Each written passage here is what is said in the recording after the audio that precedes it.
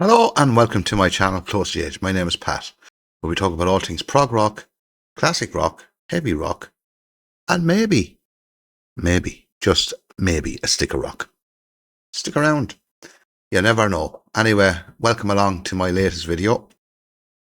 And I'm doing a series now on the 80s, and this is 1981. Imagine, how many years ago is that? 44 years ago. Christ, it only seems like when 44 years ago, basically. But anyway, as I said, welcome along everyone. Glad you're all enjoying these videos. Brilliant comments. Everything about my subscribers. You're all fantastic. Love your comments. Your comments are absolutely fantastic. Whether I agree or disagree, I still like them. I read every one of them. But anyway, enough of me going on about the channel. Let's get into 1981. And the usual way I do it, whatever month the first one is released, early in the year, all the way up to that. So it'll be 10. I think I might have 11 here, actually.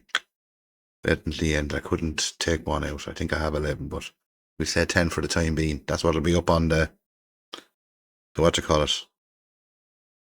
The writing. Anyway, 12th of February, Rush released Moving Pictures. Now, a lot of people think this is their best album. I'm not going to disagree with that at all. It probably is their best album, in all fairness. But it's not my favourite album by him. But it'd be very, very close. I saw him do this full album in 2000, I think it was 2011 in Dublin. Incredible. Absolutely incredible. And my favourite track on this is The Camera Eye. First track, side 2, but every track. YYZ, Red Barchetta, Tom Sawyer, Limelight. Every track on this album is unbelievable. This is a must-have album in anybody's collection. And I know a lot of you are into Rush. Now, some of you are not into Rush, but I think this is incredible. Anyway, that's the first one. Moving Pictures. We're moving on now to April. 6th of April. How did Whitesnake follow up Ready and Willing? Well, they followed up with Come and Get It. Don't Break My Heart Again is on this. Girl is on this. What else is on this? Till the Day I Die is on it as well. Absolutely brilliant album. Not as good as Ready and Willing. Just a tad down. But still, absolutely superb. Superb Whitesnake album. Throw that over there. We're on now to the 29th of April. We're moving on to April now. 29th of April, that's my mum's birthday. And Van Halen, how did they follow up Women and Children First? Well, they followed up with Fair Warning. This is from the box set. Absolutely amazing album. You know, Mean Streak is on this. Mean Street. I beg your pardon. Dirty Moves. Push Comes to Shove. I love that. That's probably one of my favourite tracks. And Unchained. You know, the guitar work again by Eddie Van Halen is just sublime. Absolutely sublime. Incredible. Must-have album. Must-have. Over here. Don't know where I am. Now, so on around June the 19th, not sure the date on this, couldn't find it anywhere. In around that date, one of my favourite German bands, Eli, brought out The Planets. The Planets. Absolutely incredible album. I know a lot of people lost interest in Eli in the 80s, but not me. Not me. This is absolutely brilliant. This is the first part of a 2-album concept. The following album is the second part of it. Time to Turn. This is just brilliant. And if you like your keyboards and your synthesizers, this is an album for you because this is just brilliant. It's a haunting album. Haunting. But absolutely brilliant. Great story in it. Brilliant. Typical Eli. Now, this album was brought out with a Rodney Matthews cover in the UK only. Very hard to get him. Very expensive if you want to get it on vinyl. About €200 or that. Now, this is a nice cover, but the actual Rodney Matthews cover is just better. Much better. Now, so where are we now? We're still in June, a couple of days later. Blue Oyster Cult. Again, how do you follow up Cultosaurus Erectus? Well, you follow it up with probably an even better album, Fire of Unknown Origin. Again, produced by Martin Birch. And this is brilliant. Absolutely brilliant. Veteran of Psychic Wars. Title track, Fire of Unknown Origin. This is absolutely pure class by one of the greatest bands ever to come out of America. Sadly, this is their last amazing album, in my opinion. I know a lot of people don't think that, but this is their last 10 out of 10 top class album. A must have in anybody's collection. A must have. Now, we're moving on then to the end of June, 30th. And this amazing band, who were called, before they were called Y&T, they were called Yesterday and Tomorrow. Earthshaker. One of the greatest hard rock albums of the 1980s, bar none. And I mean that, bar none. I know a lot of people think that Back in Black by AC/DC in 1980 is possibly the greatest in the 1980s. No, this is better. First of all, the vocalist can sing, and he sings well. And the guitar work on this, everything about this album, there's the back of it there, the lads. And my mates Kevin and Paul saw him in Scotland. They went over to see him in Scotland last year, and they said they were incredible live. One original member left. But a must-have album, Earthshaker by Y&T. Absolutely superb. Moving on now to September the 23rd. The genius, Zappa, brought out a double studio album. You Are What You Is. Now, I don't have it on LP. I must get that on LP.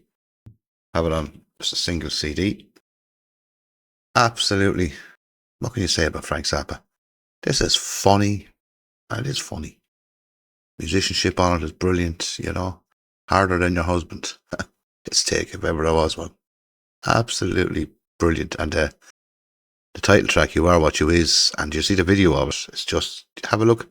Type it in on YouTube and have a look at the video. It's just nuts. Nuts.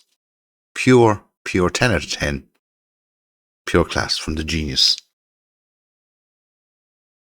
Now, we're moving on into October now. 2nd of October, King Crimson brought out their first album since 1974. Different band. And they brought out, in my opinion, their best album in the 80s. They had two more after this, but they're not as good, anywhere near as good as this, Discipline.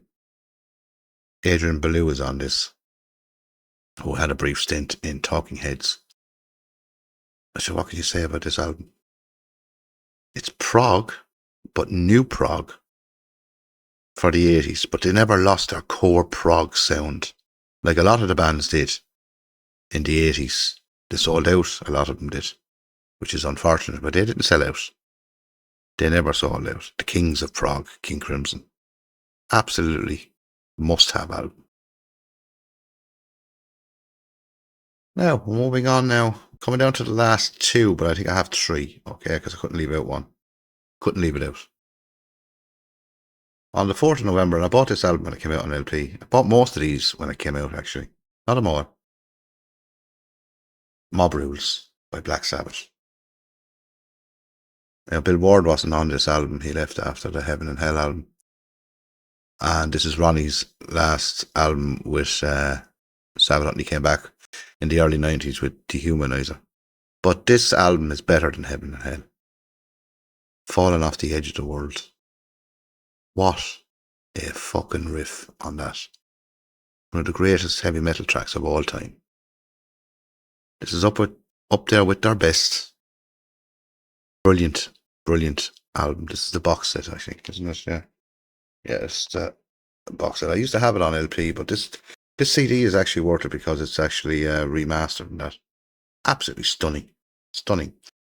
So strange enough then, 3 days later, on the 7th of November, Ozzy Osbourne brought out his second album, And unfortunately, Randy Rhoads' last album, because he was killed in a plane crash. Diary of a Madman. And I think this is Ozzy's best album, his best work. He never bettered this, as far as I'm concerned.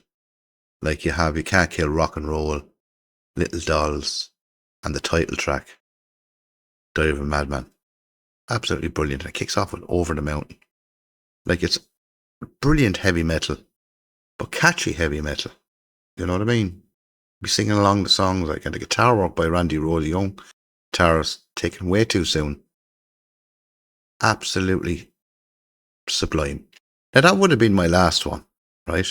But I couldn't leave the next one out, so it's 11 really. You know, I know I'm kind of cheating. And I bought this album too when it came out. And it's probably my favourite album by them in the 80s. Irish band, Tin Lizzy. Renegade. And I think Kevin saw them on this tour. I don't think I did. No, I didn't see that tour. What can I say about this? Snowy White is on guitar. He came in on Chinatown. And did only one more album, of course, after this. But this is brilliant. You have the Angel of Death on this. It's just long track. It's absolutely brilliant. This is a stunning rock album. Brilliant. How they never made it over in the States, still beyond me. Beyond me. But an absolutely killer album. Anyway, that's my 10 or stroke 11 must-have albums from 1981. So what are your must-have albums in your collection? They have to be in your collection. I know some people make a comment that, oh, why didn't I put in this album? Or why didn't I put that album in? First of all, I mightn't have them. And I can't show them if I don't have them. And also I might forget them, which I have done. And another album that could have got in would have been Tangerine Dream's Exit. Barely missed out. Still a must-have album though. From one of my favourite German bands. Anyway, I hope you enjoyed that video. And if you did enjoy it, and you're new to my channel, please hit that subscribe button. Get me on.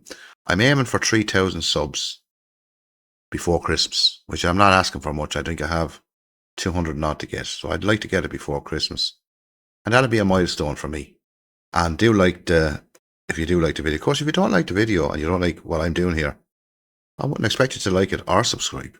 To be absolutely straight up with you. But hopefully you will. Hopefully you will. But anyway, nice to be nice. One of the very nice things is nice to be nice. And whatever you're doing, stay safe. Very important that we all stay safe, healthy, and whatever. And anyway, from me here, Pat, on Close to the Edge. Until we see you again for 1982 will be my next video. And hope you'll enjoy this one. But anyway, from me, Pat, bye for now. Bye-bye.